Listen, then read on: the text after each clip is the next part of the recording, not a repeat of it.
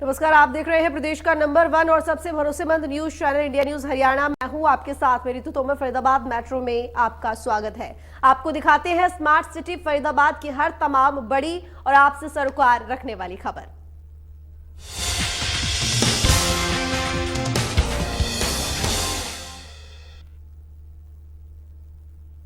खबरों की शुरुआत करेंगे फरीदाबाद से खबर, जहां पर कोरोना के 16 नए मामले सामने आए हैं। बड़ी खबर आपको बता दें, फरीदाबाद से बड़ी खबर, कोरोना के 16 नए मामले सामने आए।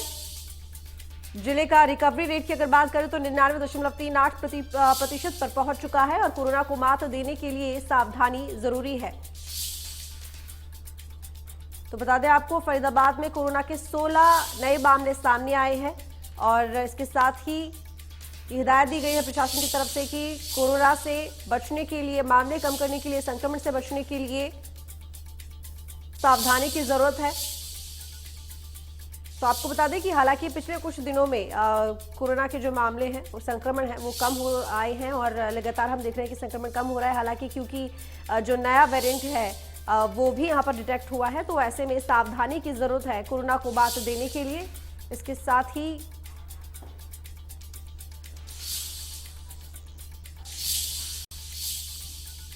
तो आगे बढ़ेंगे। कोरोना वायरस को मात देने के लिए अब तक 8 वैक्सीन का सफल ट्रायल हो चुका है। इन 8 वैक्सीन का सफल ट्रायल कर चुके प्रिंसिपल इन्वेस्टिगेटर और ईएसआईसी मेडिकल कॉलेज फरीदाबाद के डिप्टी डीन डॉक्टर ए के पांडे ने दावा किया है कि दुनिया में पहली बार नेजल वैक्सीन का ट्रायल किया जा रहा है, जिसके 2 फेज पूरे हो चुके हैं। और इस वैक्सीन की खासियत क्या है, इस बारे में डॉक्टर ए के पांडे से खास बातचीत की है संवाददाता देवेंद्र कौशिक ने। फरीदाबाद के ईएसआई मेडिकल कॉलेज में प्रिंसिपल इन्वेस्टिगेटर कोविड के डॉक्टर एन के पांडे के नेतृत्व में 6 से 7 ऐसी वैक्सीनों का ट्रायल हुआ है। लेकिन अब बड़ा दावा उनकी तरफ से किया जा रहा है कि पूरे विश्व में केवल भारत में ही नीजल वैक्सीन का ट्रायल यहाँ किया जा रहा है। उनसे बात भी कर लेते हैं। डॉक्टर ए के पांडे साहब, बड़ा दावा आप कर रहे हैं कि पहली बार पूरे विश्व में एक ऐसे ट्रायल किया जा रहा है जो नीजल ड्रॉप है वैक्सीन की।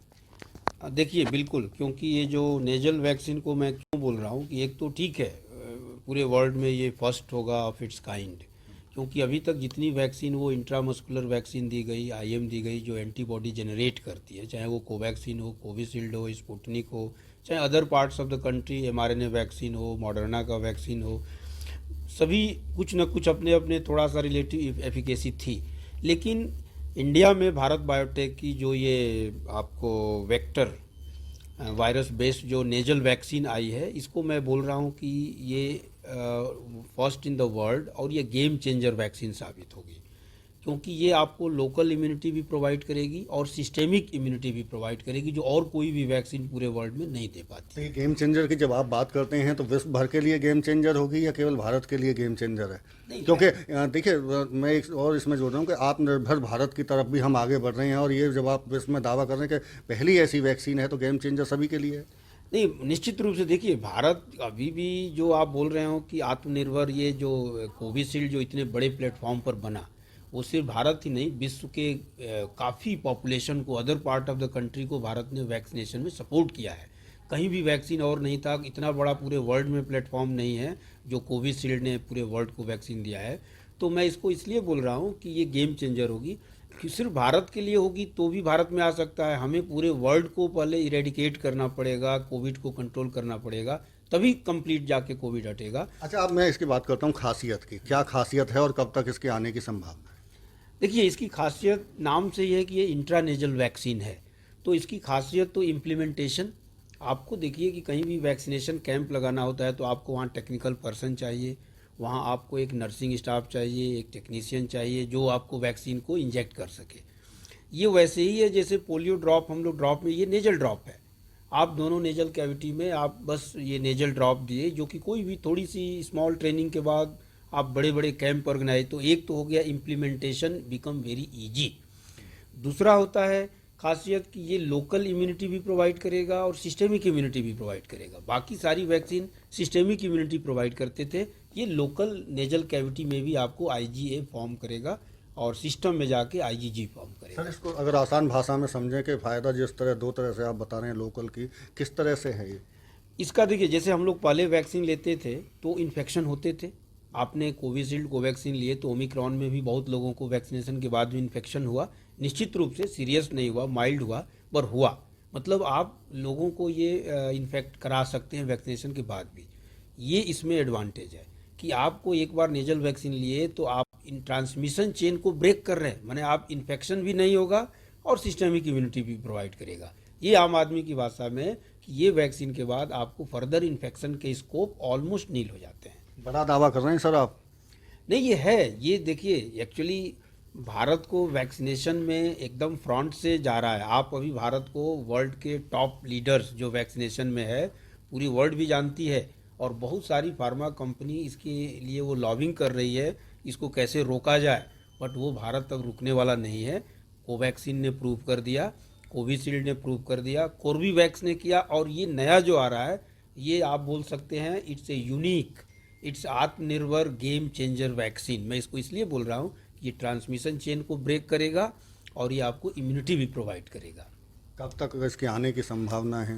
वो देखिए, वो उसका एक प्रोसेस होता है हर वैक्सीन के, जो कि ये अभी चल रहा है, फॉलोअप चल रहा है। मैं उम्मीद करता हूँ कि 2 से 3 महीने में के अंदर एक्चुअली ये DCGI को जाएगा रिपोर्ट, और वो लोग उनकी अपनी एक एडवाइजरी काउंसिल है, साइंटिफिक रिव्यू बोर्ड है, जो उसको एसेस करके और अप्रूवल देते हैं। उसका अपना एक ड्यू प्रोसेस है। बिल्कुल निश्चित तौर से देखिए, डॉक्टर AK पांडे हैं, प्रिंसिपल इन्वेस्टिगेटर हैं वैक्सीन के, और एक बड़ा दावा कर रहे हैं, और दावा इस बात को लेकर के पूरे विश्व भर में जो नीजल वैक्सीन कोरोना की बनाई जा रही है ये गेम चेंजर साबित होगी, और आत्मनिर्भर भारत का एक ये अहम कदम भी इसे बताया जा रहा है। फरीदाबाद से देवेंद्र कौशिक, इंडिया न्यूज। तो सरकार की आदर्श ग्राम योजना के तहत गोद लिए गए प्रथला विधानसभा के गांव जुनहेड़ा में परिवहन मंत्री मूलचंद शर्मा और हरियाणा वेयरहाउस कॉर्पोरेशन के चेयरमैन और विधायक नयनपाल रावत ने करीब 64 लाख के कार्यों का शिलान्यास किया। गांव को मिली सौगातों में मुख्य रूप से SC और BC चौपाल, गली और लोगों के घूमने के लिए पक्का ट्रैक शामिल है। और इस मौके पर दोनों नेताओं ने पूर्व सरकारों पर हमला बोलते हुए कहा कि उन्होंने हरियाणा को सोमनाथ का मंदिर समझकर लूटा था। पूर्व की सरकारों की ही देन है कि आज फरीदाबाद विकास के मामले में पीछे रह गया, जबकि फरीदाबाद को गुरुग्राम से भी आगे रहना चाहिए था। लेकिन अब मुख्यमंत्री मनोहर लाल लगातार फरीदाबाद को विकासशील बनाने में कोई कसर नहीं छोड़ रहे हैं, और जल्द ही फरीदाबाद विकास के मामले में गुरुग्राम से आगे होगा।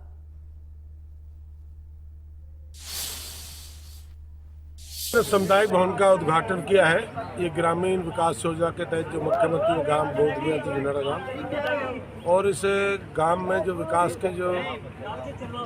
है वो लगातार विकास को कंटिन्यू रखना है। और नयनपाल विधायक, यहाँ से नयनपाल छोटा भाई विधायक भी है, और हम दोनों साथियों ने इसका उद्घाटन करा है। और मैंने कहा कि जो पूर्व की सरकार में रही थी, और पूर्व की सरकारों ने फरीदाबाद को जिस तरह सोमनाथ के मंदिर की तरह लूटा था, विकास के नाम से जीरो, लूटने के नाम से पूरा लूटा। हमारे यहाँ से जो सरकार के मंत्री हैं माननीय मूलचंद शर्मा जी, लगभग 2 करोड़ रुपया मेरे प्रथला क्षेत्र के लिए गाँवों के जो आदर्श ग्राम योजना है उसके तहत दिए थे, जिसमें से 64 लाख रुपया जुनहेड़ा को मिला था, और बाकी का पैसा कुछ छाया से को कुछ अन्य गाँवों में इन्होंने दिया है।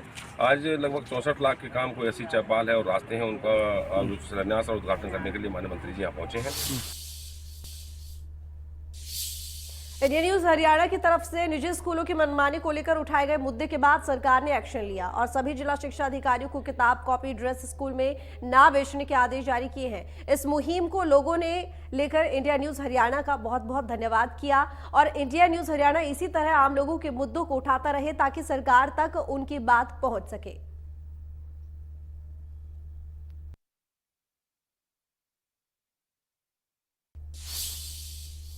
मैं शीतल लूथरा धन्यवाद करती हूँ इंडिया न्यूज हरियाणा द्वारा निजी मनमानी, स्कूलों की निजी मनमानी को लेकर चलाई गई मुहिम के बाद सरकार ने लेटर जारी कर स्कूल संचालकों के खिलाफ कार्रवाई के आदेश जारी किए हैं।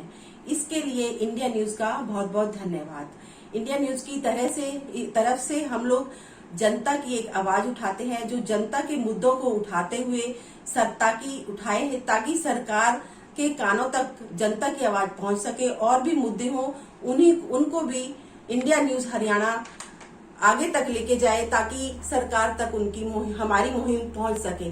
धन्यवाद। India news Haryana. India news Haryana की इस मुहिम को लेकर और लोगों ने क्या कुछ कहा, ये सुनाते हैं आपको। कि जिस तरह से कोरोना के चलते हालात खराब हुए हैं तो सभी के सामने है, वो तो नौकरियां हैं नहीं, घर का बजट बिगड़ा हुआ है। लेकिन मैं धन्यवाद करूंगा विशेष तौर पर आपके चैनल का, इंडिया न्यूज़ के माध्यम से जिस तरीके से ये आवाज़ उठाई गई महंगाई को लेकर। किताबें महंगी हो गई, एडमिशन महंगा हो गया। आपके चैनल ने काफ़ी अच्छे तरीके से इसको उठाया और उसके बाद जिस तरह से सरकारी आदेश आए हैं, अब देखिए उस आदेश का कितने अच्छे तरीके से स्कूल पालन करते हैं, तो ये देखेंगे अभी। लेकिन हाँ, ये सही बात है कि किताबें कल परसों से जो पहले स्कूल के माध्यम से बेची जा रही थी, अब वो कुछ जगह पर नहीं बेची जा रही हैं। फैसला बहुत अच्छा है। कोई भी जैसे कि गरीब आदमी है, आधा लेगा फिर बाद में लेगा, कभी भी ले करके अपना काम बच्चों पढ़ा सकता है। और गवर्नमेंट ऐसे ही करता रहेगा तो बहुत अच्छा है government. Institute of hotel management के एनुअल फंक्शन में पुलिस हाउसिंग कॉर्पोरेशन के डीजीपी डॉक्टर आरसी मिश्रा अपनी पत्नी डॉक्टर अर्चना मिश्रा के साथ पहुंचे। इस मौके पर डीजीपी ने कहा कि किसी भी संस्थान का वार्षिकोत्सव उसके 1 साल के कार्यों का लेखा जोखा होता है, उसमें उपलब्धि और संस्थान में पहले से क्या बेहतर हुआ है, इसकी रिपोर्ट इस तरह के कार्यक्रमों में सामने रखी जाती है। इस दौरान आरसी मिश्रा ने अपनी पढ़ाई पूरी कर चुके छात्र छात्राओं को डिग्रियां भी वितरित की और इस मौके पर उन्होंने कहा कि IHM पानीपत में पुलिस विभाग के कुक को भी ट्रेनिंग दी जा रही है। इंस्टीट्यूट ऑफ होटल मैनेजमेंट खाना पकाने से लेकर परोसने और बाकी तमाम सर्विस देने की ट्रेनिंग बेहतर तरीके से दे रहा है। में यहाँ पे होटल मैनेजमेंट इंस्टीट्यूट में इन लोगों का एनुअल फंक्शन है जी। एनुअल फंक्शन में जो बच्चों को ये ट्रेनिंग देते हैं और उसके बाद फिर उस ट्रेनिंग के बाद उनका जो फाइनल कन्वोकेशन होता है वो प्रोग्राम है। बेसिकली जब भी कोई प्रोग्राम होता है, कभी भी किसी इंस्टीट्यूशंस में, चाहे स्कूल में भी कोई प्रोग्राम होता है, तो साल का एनुअल फंक्शन होता है। एनुअल फंक्शन का मतलब होता है कि पूरे साल में आपने जो मेहनत की है, उस मेहनत से जो आपको फ्रूट मिला है, जो रिज़ल्ट मिला है, जो उसका फल मिला है, उसको सेलिब्रेट करते हैं। और उसको सेलिब्रेट हम ये करते हैं कि हमने पूरी साल मेहनत की है और उस मेहनत का हमारा रिजल्ट ये रहा कि हमारे इतने बच्चे जो है अच्छे मार्क्स लेके आए हैं। ये बच्चे आगे जाके कहीं लाइफ में सेटल होंगे, तो उनको हम यहाँ पे एक अच्छी विदाई, एक अच्छी पार्टी देते हैं। तो फरीदाबाद के सेक्टर 76 के BPTP सोसाइटी में रहने वाली एक सीनियर सिटीजन और विकलांग महिला अपने मकान मालिक की ज्यादतियों की शिकार है। बिस्तर से उठ तक ना पाने वाली महिला और उसके बेटे का कसूर केवल इतना है कि उन्होंने घर में आई सीलन को ठीक कराने के लिए मकान मालिक से कहा था, लेकिन कोई सुनवाई नहीं की गई। महिला का कहना है कि उनके घर में सिर्फ वे दोनों ही माँ बेटे हैं, जिसमें दोनों ही डायबिटीज से पीड़ित हैं। RWA ने स्विगी या जोमेटो से बाहर से आने वाला उनका खाना तक बंद करवा दिया। बाद में पुलिस के हस्तक्षेप के बाद उनका खाना शुरू हुआ। फिलहाल महिला की गुहार है कि उनकी अभी 9 महीने का एग्रीमेंट बाकी है, लिहाजा उन्हें यहाँ रहने से रोका ना जाए और मकान के रिपेयर कराया जाए, क्योंकि उन्हें अंदेशा है कि कहीं गुरुग्राम की तरह का कोई हादसा उनके साथ ना हो जाए।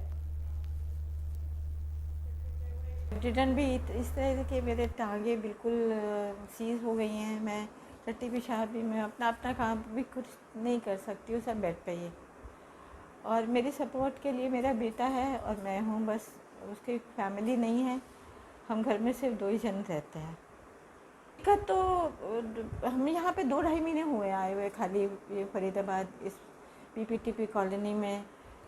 इस घर में बहुत ज़्यादा सीलन आ गई है।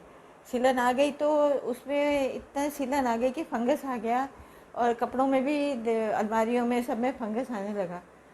तो हमने जो यहाँ का जो प्रॉपर्टी डीलर के थ्रू हमने मकान लिया था, हमने उसको बुलाया, उसको रिक्वेस्ट करी कि आप प्लीज़ हमारे जो लैंडलॉर्ड है उसको कांटेक्ट करिए, आपके थ्रू हमने मकान लिया है, तो इसको ज़रा आप रिपेयर कराइए, जो भी कराइए, गिर भी सकता है, या जो इसकी जो भी रिक्वायरमेंट है आप बेटर जज हैं, आप जो उसको ठीक करा के दीजिए हमको। उठ के इसको अस्पताल तक भी पहुंचा सकूं, मेरे पास इतनी भी मदद नहीं है।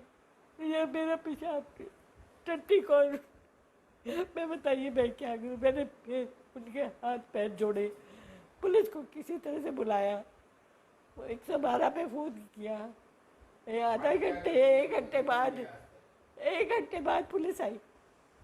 उन्होंने भी अच्छा ठीक है हम रेजिडेंट वेलफेयर एसोसिएशन वालों को उन्होंने बोल दिया कि आप प्लीज़ सीनियर सिटीजन हैं, इनको परेशान मत करिए, इनके खाने वाने को आप तंग नहीं करेंगे।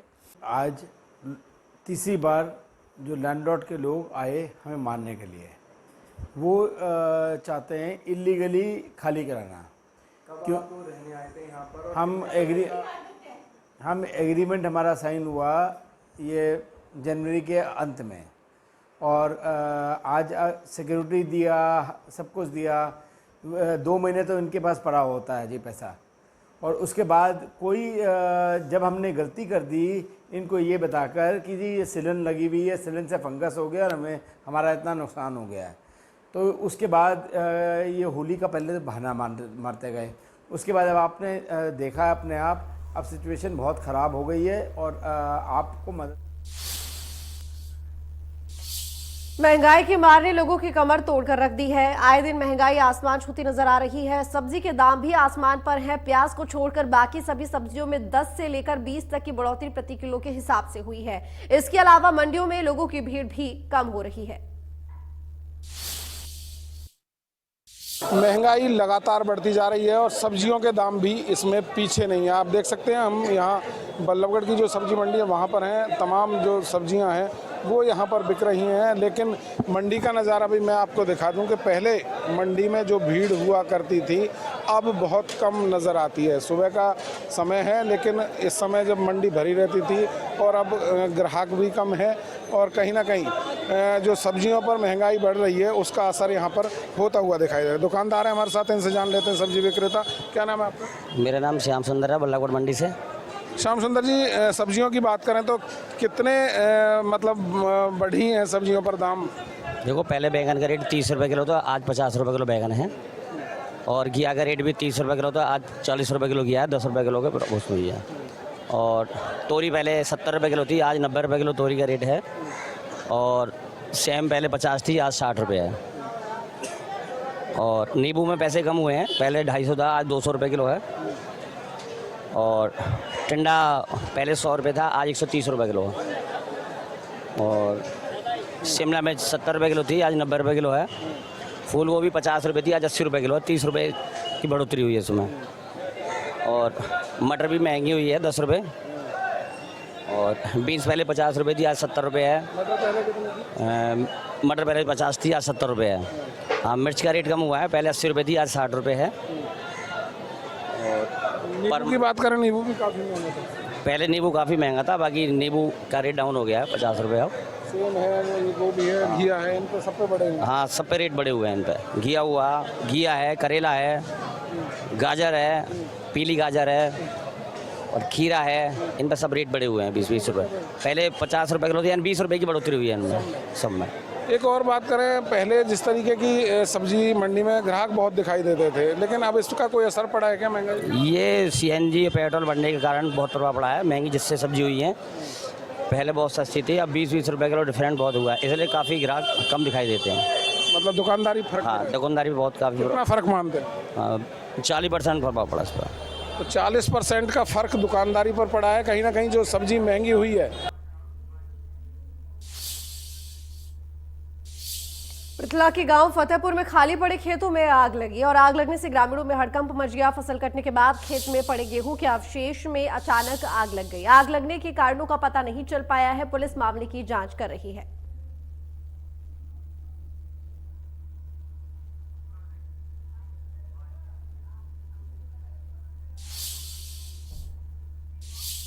फिलहाल के लिए फरीदाबाद मेट्रो में इतना ही। बाकी तमाम बड़ी खबरों के लिए देखते रहिए इंडिया न्यूज हरियाणा।